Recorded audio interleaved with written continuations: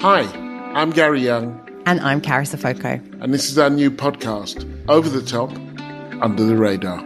Every week, Gary and I will be talking about those stories in the news that we think are overreported and the ones that are going completely under the radar and not being talked about enough. And in between all of that, myself and Carys will chat all things from Beyonce to Biden, with the odd special guest besides. Make sure you sign up to our newsletter at overunderpod.com.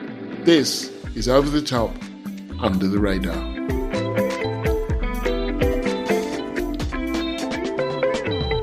Hi, Gary. Hi there, how are you doing? I'm good. I'm sad it's raining. How are you? I'm in Manchester. It's not raining, so I'm great. It's not raining in Manchester. That's against the normal order of things. It's not raining in Manchester. It's raining in London. Well, you know, to be honest, being here is making me think, and I was doing something different in Berlin last week. Sorry, Carys, I know you're a South London fundamentalist, but I kind of think London's a bit over, and not just because it's raining. Is that kind of what you bring to the podcast? That is my opening gambit. My opening gambit is to just close down the capital. We had a good run. It's over. Obviously I want to hear that. I am a South London fundamentalist and in many ways a militant Londonist. I've made that up just now. So I'm intrigued, but I just also instinctively know that you're wrong, Gary. But, tell me why. Why is London over? I think London is ridiculously expensive, punitively expensive. And all of the things that I certainly moved to London for are just being priced out. And that, when I was in Berlin, seeing people, quite a lot of Black British people actually, and you say, what are you doing in Berlin? And they say, I got sick of England. And I said, did you get sick of England or did you get sick of London? And they nearly all got sick of London. Yeah, well, that connects to one of the things I want to talk to you about this week. So why don't we jump into the podcast and we can get into my idea for fixing London's housing crisis. Fix it, Carys. I'm not going to talk to you about right now, but I will talk to you about in 20 minutes. So can I tell you what I think is over the top in the media this week? Please. 2 words. Angela Rayner. Angela Rayner is the deputy leader of the Labour Party, which she was elected to in 2020. So she's arguably the second most senior Labour politician in the country. And for, what feels like my whole life, but is probably about a month, there's been an ongoing scandal, you can hear the air quotes in my voice, related to the sale of her home. Angela Rayner bought her council house. And in 2015, the same year that she became an MP, she sold it. And about a month or 6 weeks ago, allegations surfaced that she didn't pay all of the tax that she should have paid when she sold the house. So specifically, a tax called capital gains tax. I actually don't love Angela Rayner, but I hate every single thing about how this story is reported. So first of all, Angela made £48,500 profit on selling the house. Welcome to the British housing market. But the amount of tax that she is accused of dodging is absolute maximum £3,500. So obviously, £3,500 isn't nothing. If you offered it to me, Gary, I would be very happy and I'd have a wonderful weekend. I wouldn't do that. Okay. I'm just saying. What if I need £3,500 for things? Okay, but I'm not pretending it's not nothing. But she either owes £1,500 or £3,500 in tax, which I'm going to be real with you, it doesn't justify the number of articles, think pieces, and podcasts about this woman's house sale. So the reason I think it's over the top is it's not that much money, and pretty much every single story is just steeped in this horrific sort of sexist, classist, which is a word. The number of articles that stress that she made the money from selling her council home, it's just is that necessary context? Also, part of the sort of key behind the did she dodge tax is because Angela Rayner is part of a blended family. So she bought the house when she was a single mum, and then she married someone 3 years later who lived a 10-minute drive down the road. And the issue is was the house that she bought herself her main residence, or had she actually moved in with her husband at this point? And I don't know, Gary, I just think it's too much. I'm sick of hearing about it. And the real kicker is the person that dug up this story, these alleged allegations, is Lord Ashcroft. So that's right. Lord Ashcroft, famous for being a non-dom, is accusing Angela Rayner of dodging tax. This guy dodged millions of pounds of tax, but we're meant to be annoyed that Angela Rayner maybe didn't pay £3,500 when she sold her council house. So that's my over the top, Gary. What do you reckon? Well, I got two questions for you. And the first is, are people angry about it? Or is it one of these media events that actually exists in the media but doesn't exist anywhere else? They did go over the top, I agree. But was it effective? And then the other question I've got, which I do think is a question that matters, I take all of your points about the kind of sexist, classist baiting.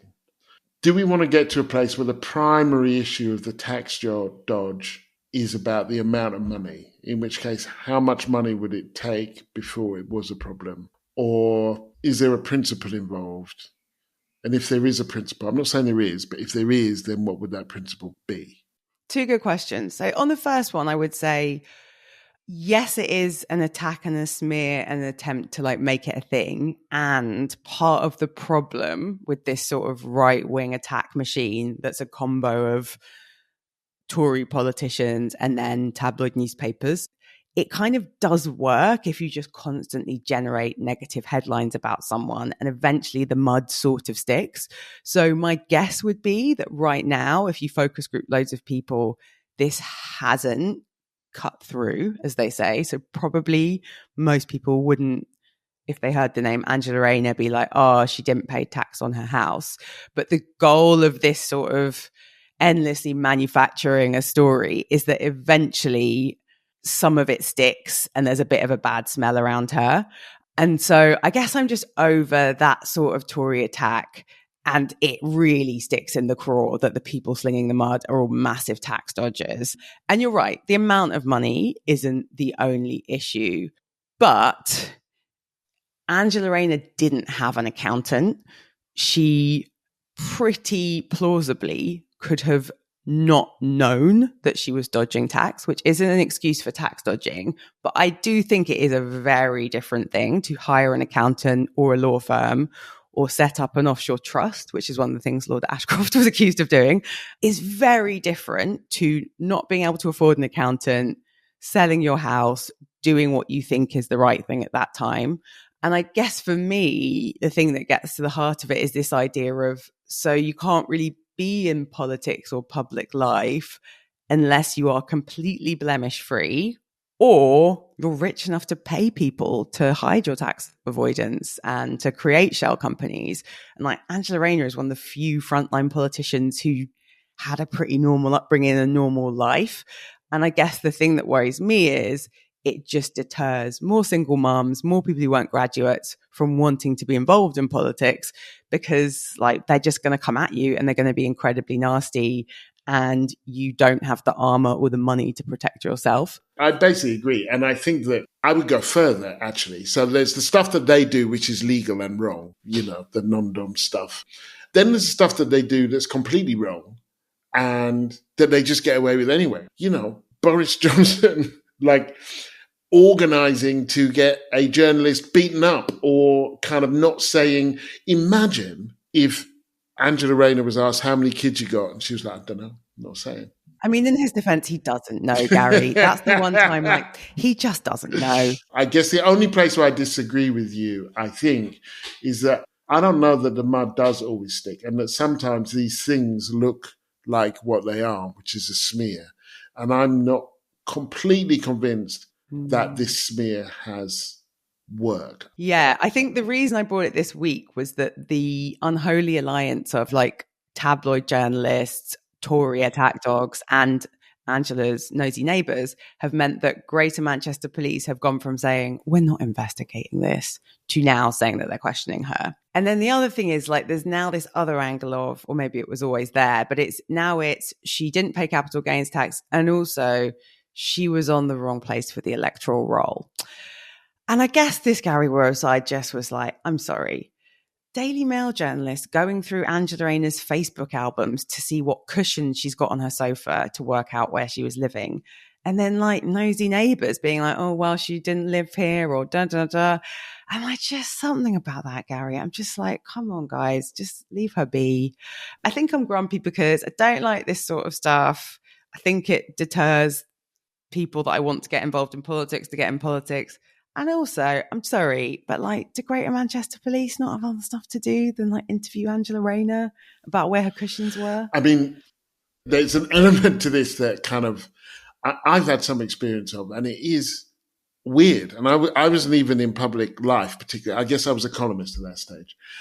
I had been made the head of a committee that was looking at what to do about the fourth plinth in Trafalgar Square, the empty plinth. I didn't know you did that. You fancy. I'm a very fancy man, Carys.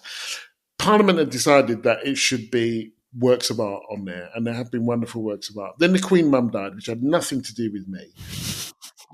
Okay, but you just denied it in a bit of a weird way. I know, Gary, but I felt like at the time, and I still feel like I have to deny that because it was like I was some way involved. I mean, how did I get drawn into the Queen Mum?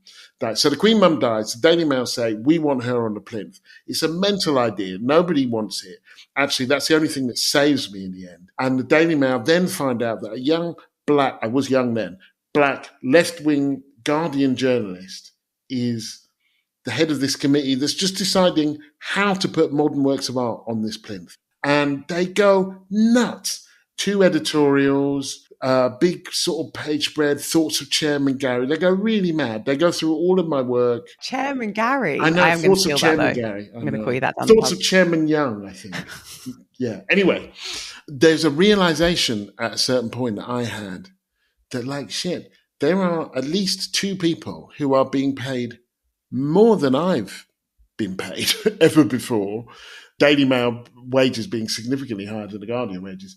Their work for as long as it takes is to find out anything that they can about me. They've read all of my pieces. They are going through and their job is to trash me. And that was kind of pretty scary. I don't really have that many skeletons in my closet. I've got an average size closet with an average number of skeletons. Probably below average.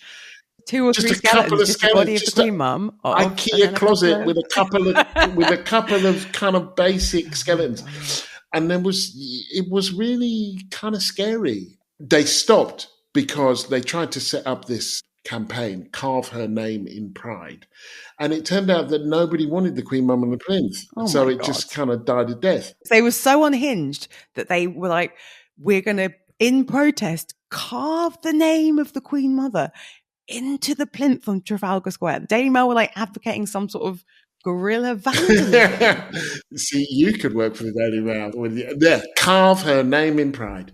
And it's an equestrian plinth. Like, it's a plinth that only really works if you're sitting on a horse, which nobody really remembers a Queen Mum riding a horse. So either she would have been this colossus, like a huge centaur figure, with a kind of handbag that would have been the size of a human torso. It was proper mental on every single front. And Chairman Young, who had these thoughts, was understood to be kind of against it. And they did stuff like, I wrote in my first book about traveling through the Deep South, how I went down Monument Avenue, which is in Richmond, where all of the Confederate generals have been taken down now. And I write, I'd never really thought about statues before, because I always just thought they're just there to deny me. But now I'm walking down this road, I'm thinking how interesting it is and how weird and what are statues for and blah, blah, blah. And so I'm the chair of this plinth committee. So they just took the first bit. I've never thought about statues before. I don't really care about them. And they didn't do the second bit where I said, but now I really am. So it was, anyway. So, I know, but it is like, the thing is, obviously it's terrible that's happened to you and to Angela Rayner and to everyone the Daily Mail come for, but like, it's a sort of, it's like a sort of evil superpower. It's like if you're having a fight with your like partner and they totally twist your words and like take them out of context and throw them at you to score a point. Daily Mail is like the kind of like the boss level bad faith partner who's just like, well, in 1996, you said clip 2 words, clip 2. It's just, Yeah, I mean, if we could harness that power for good, Gary, we could solve a lot of the world's problems. But instead, we get hit pieces on Chairman Younge, and the image of the Queen Mother as a centaur in Trafalgar Square are things that I will think about with deep joy for the rest of today. So yeah, it's not all bad, is it? So my under the radar is another very old person. Joe Biden is losing significant support. There was a poll in the New York Times that showed that he is trailing Donald Trump in nearly all of the battleground states. He's just ahead in Wisconsin, but otherwise in all the others, Pennsylvania, Arizona, Michigan, Georgia, Nevada. All the swing states. Yeah. And if that were to continue into November, he would lose the election. But then you get into where he's losing support, and it's among the young and the black and the brown. I don't think that is properly understood in Britain. I think there are two main reasons for that. One is Gaza, and that is interesting because Iraq war definitely played a role in the elections. I think the Iraq war was, because Obama opposed the Iraq war, I think that is one of the main distinctions between him and Hillary when he stood in 2008. Otherwise, there wasn't a lot between them. But the Middle East has, to my knowledge, never played decisively in American electoral politics. But only less than 1 in 5 of Democrats approve of Israel's military action in Gaza. 83% of Biden voters support a ceasefire. More than half of Democrats believe Israel is committing a genocide against Palestinians.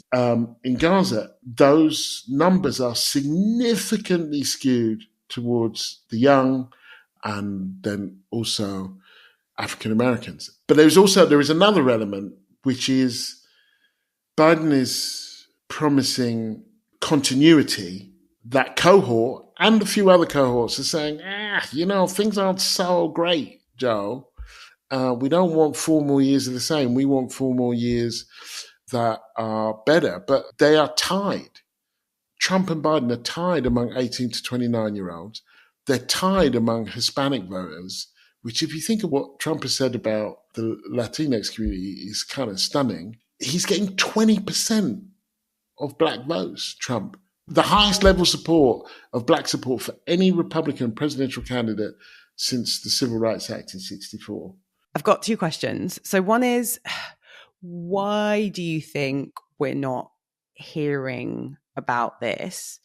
And then I guess my second question from a sort of cynical perspective is it also not because Democrats in their hubris potentially think that these left-wing people of color voters ultimately will come home to the Democratic Party in November? Why aren't we hearing more about this? And do you think it's going to stick? The first one, I think we are a little bit away. My experience, I was the Guardian correspondent in the US for 12 years. I think in America, people are a bit more tuned in to this.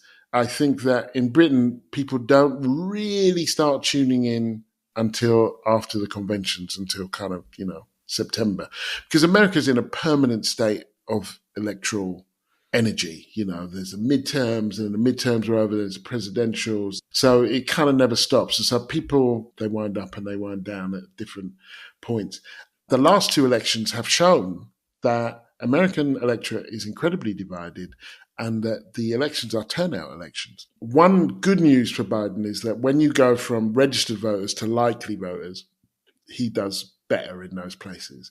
And all of them, apart from Georgia, is in the margin of error, but he's on the wrong side. He would need all of his toast to land butter side up, basically. Love that as a form of political analysis. So Hillary lost because people didn't show up.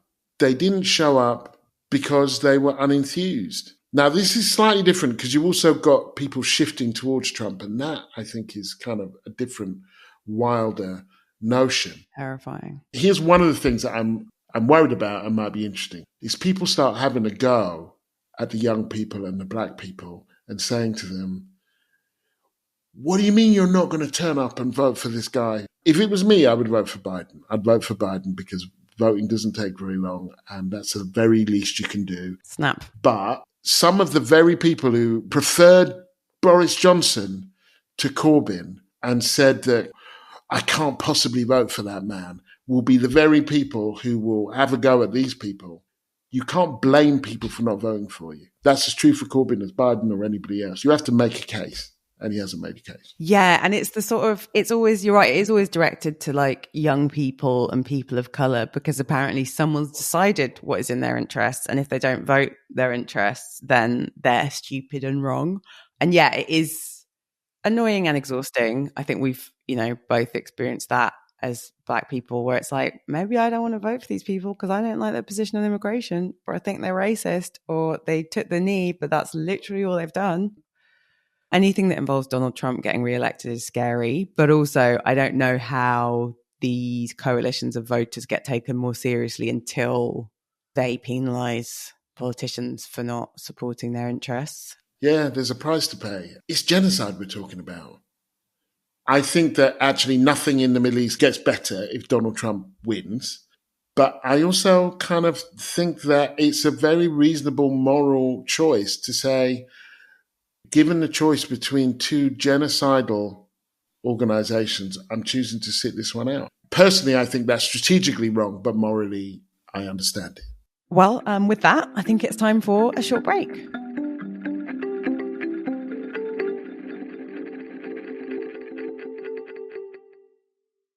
What's your over the top? My over the top is Tory defections to Labour. This week we had Natalie Elphicke. Previously there was Dan Poulter, the doctor. And my issue with these is not only, but is that these are politicians leaving a party that is in double digits behind, is about to lose an election, that just got trashed at the polls. Yep. Deciding, oh, you know what, I'm in the wrong party just before an election. And it's mad. It's like, Manchester United is playing Port Vale, and two of the subs in Port Vale, I've never heard of either of these people before now, decide when Port Vale are 6-0 down, you know what, I think I'm going to join the Man U team. I can see what's in it for Labour in trumpeting this, but there is a kind of credulousness from the media about the way that they report it that I think is pretty daft. I think the first defection was smart politics by Labour. I get why narratively it's quite strong to have a doctor say, I can't be part of this political party anymore because I can't look my patients in the eye. Do you think after... My take is it's the obsession with like optics and insider baseball that has all these like political strategists being like, oh, and then we'll get another one. And it's like, yeah, but the other one is like so right wing, doesn't back your immigration policy that you just announced, and was married to a sexual predator and was an apologist for him. I actually think 14 years into austerity, you suddenly think the Tories are ruining the NHS. Sorry, bit late. And wow, your realization that they are ruining the NHS comes around a time when they are being absolutely trashed in the polls. That's interesting. And then you take Natalie Elphicke, who is a kind of, trusser maniac, kind of extreme Brexiteer. Shoot the boats. Don't just stop the boats. Just, sorry, these people are allowed in the Labour Party. These people are allowed to sit with the Labour Party, and Diane Abbott is not. That is shocking. That is a shocking... Diane Abbott is not, because she wrote a letter which I think was wrong-headed on a number of fronts and apologised for it immediately. These people have spent their life attacking working class people, poor foreign people, immigrants. That has been their life's work. Well, how dare they be poor and foreign, Gary, I know, it's a disgrace. And that somehow Labour has as a matter of its kind of conscience, it can't allow Diane Abbott back in the party. And there is a through line with the Joe Biden story on Gaza, because if you look at the local elections and where Labour had trouble, it was in places where either there were lots of Muslims or where Gaza was central, which is not the same thing. I know they won lots of seats generally, but the Greens also won lots of seats generally, which wasn't spoken about.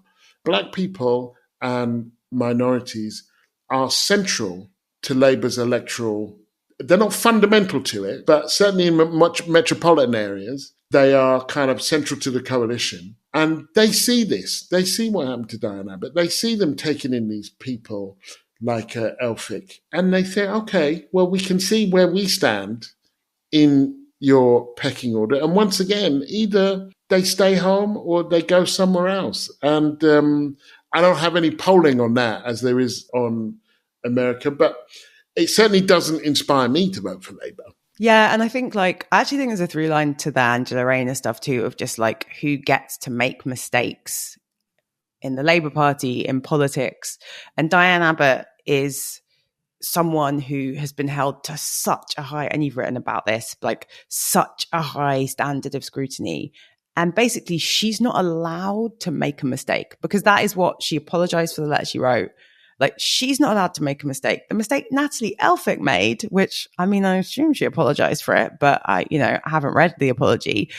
She's allowed to lobby judges for her sex predator husband and defect. But Diane Abbott isn't allowed to have written a letter into the Observer and used clumsy language or language that she regrets. As you know, I'm a Labour Party member and have campaigned for the Labour Party and worked for a Labour politician in my past. Getting the votes of Black and brown voters is pretty priced into, Labour's political model. You can target voters of different ethnicities using Labour's campaign technology. So I think it is pretty hard to see a political operation that really prices in Black and brown people's votes. And then, watch how Diane Abbott has been treated. And I actually think the worst thing about it is that she's just in this limbo. My understanding is she's still sort of suspended pending a decision. There's something about that uncertainty. They say pending investigation. You're investigate what? She wrote the letter. She apologized for it. Whatever your conclusion is, there's not much to investigate. It's not like you have to go through years of documents. It's a political decision. Every day that they don't make the decision to have her back in the Labour Party is a day when that decision is made, which I feel like it really, should be, then they lose credibility. And Diane Abbott's my MP, and, she was the first Black woman to be elected to British Parliament in 1987. She's a serious figure who's put in a lot of time. And if she decides not to stand again, and they don't replace her, they would need to replace her with someone with similar politics. And I would argue there are plenty of Black women with similar politics. And if they don't, I won't be voting Labour. And not only will I not be voting Labour, I will actively campaign to defeat whoever they impose on the people of Hackney if she doesn't stand. If they impose someone who's more right-wing. Yeah, I really hope they do the right thing on the Diane. It would be pretty egregious if they don't let her stand. For me, it's also the thing that's happening is terrible. The Tory donor comments about Diane Abbott, all of just how she's been treated for, so long, but especially in the last 6 to 12 months have been awful. But I think it's just also that message that again gets sent to Black women in particular of don't get involved in politics. We don't want you, and we're going to bully you if you dare to stand for public office or dare to be a public figure. And we're going to hold you to such a high standard. And I don't know, I just think it's even harder than for the younger generation. Diane's had so many smears, but the next generation of Black women, or even any but we're just so much more online than before. So what, someone who had Facebook when they were a student and might have got drunk. If the Daily Mail managed to turn you into Chairman Younge and dig out that you didn't know what statues were, imagine the field day they'd have with a 35-year-old Black woman who'd been on social media for a decade. What are the odds no one's ever said or done anything that the Daily Mail could make you look stupid for? It's just not a fair test. To be a politician. Though again, if we could harness that power for good, who knows what we could do. One of the themes that's going through this is who gets to make a mistake. Who gets to make a mistake? Yeah.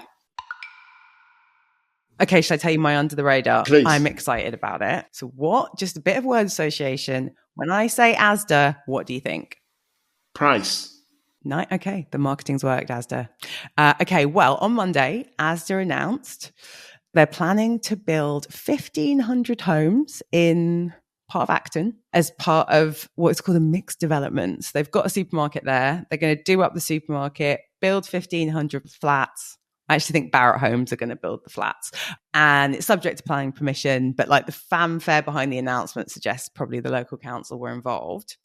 And yeah, so they're going to build this big mixed development, a massive supermarket, 1,500 homes, 500 of which are affordable, and 1,000 of which are for profit. So this has gone under the radar. When I first saw this headline, I was like, this is terrible. We're relying on supermarkets to build houses. Also, you're forcing people to shop at Asda because, like, if you live next to an Asda, you're only going to go to Asda. And what if you don't like Asda? What if you want to shop at another supermarket? So initially, I was a skeptical lefty, and I was like, this is trash. This country is trash. This is not a solution to the housing crisis. Then Gary went a little bit deeper. So there was a bit of research done in 2022 that estimates if we redeveloped just supermarkets in London, we could get 24,000 new homes. Obviously, we need loads of new homes. But what if, Gary, and I need your help on this, what if we could persuade Asda and all supermarkets to redevelop their sites and build social housing? That's 24,000 social homes. It's obviously not going to dent the 300,000 plus people on the waiting list for social housing. But I feel more confident in our ability to persuade Asda to build social housing than Rishi Sunak. What do you reckon? Could this be a solution to the housing shortage in London and the South East? An under the radar solution? Do we want to embed, and this is slightly one of those things that we do on the left where it's like, sometimes maybe, I'm talking about myself here, a desire for the best becomes an enemy of what's kind of possible. Do we want to embed supermarkets building houses? Do we not want to just be forcing democratic control, democratic building, local councils, that if we end up with like Tesco Towers and, Sainsbury's Mews, do we not then abdicate the responsibility of the state, which at least has some kind of democratic levers, to actually do this job, which it was understood that it was partly there for until, funnily enough, going back to Angela Rayner, Thatcher started to rip it all apart with the right to buy. I mean, first of all, Tesco Towers, great name. Tesco, if you use it, you should pay Gary. No, I think this really was about me wrestling with my kind of knee-jerk lefty politics, which is just like, corporations, they shouldn't be involved in anything.